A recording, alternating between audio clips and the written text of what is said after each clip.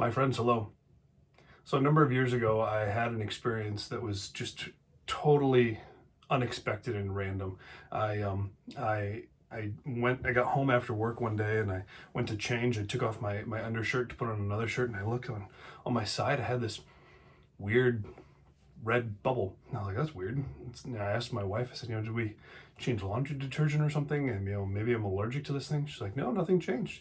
Next day, I would go and get home, take off my shirt, and the bubble had spread to a couple little like red blistery bubbles. It was really gross. And I was like, what is this? And then the next day, I did it again, and it was bigger. And I was like, what is going on? So I went to the doctor, and the doctor looked at me, and at this point, I had kind of spread pretty wide. And the doctor said, well, you have shingles.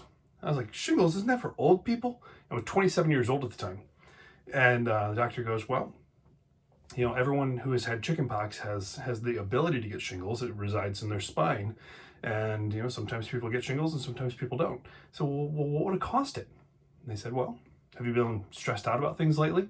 And ironically, or maybe I guess I should say, logically, yeah, I had been really stressed out. My wife and I, we had just finished building a house, which that's a really stressful experience.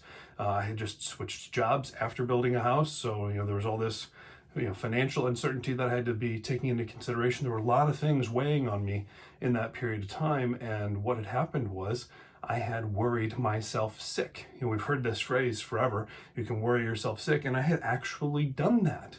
I had allowed all this stress and anxiety and uncertainty to manifest itself in my body, and what happened was it triggered the dormant virus that lives in all of our spines if you've ever had chickenpox, and I ended up getting shingles at 27 years old. So I asked the doctor, I said, how does this happen? And they said, well, this used to be pretty uncommon for people under 30, and but now it's really increasingly common. And I've had actually quite a few friends who have since that time had shingles under the age of 40. And so what I want to encourage you to do is to be thinking about, what is it that I'm dealing with right now? COVID, could be financial stresses as a result of the economy, could be, whatever that you've got going on in your own life right now.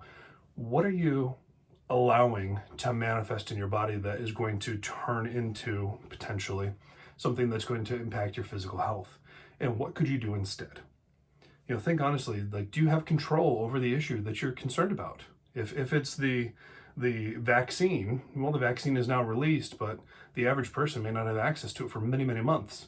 So we don't have to worry about a vaccine anymore. Now the concern may be the timeline for the vaccine. If that's the concern that you have, well, it's kind of out of your control. There's only so many things that you can do to get yourself sped up in line to get a vaccine.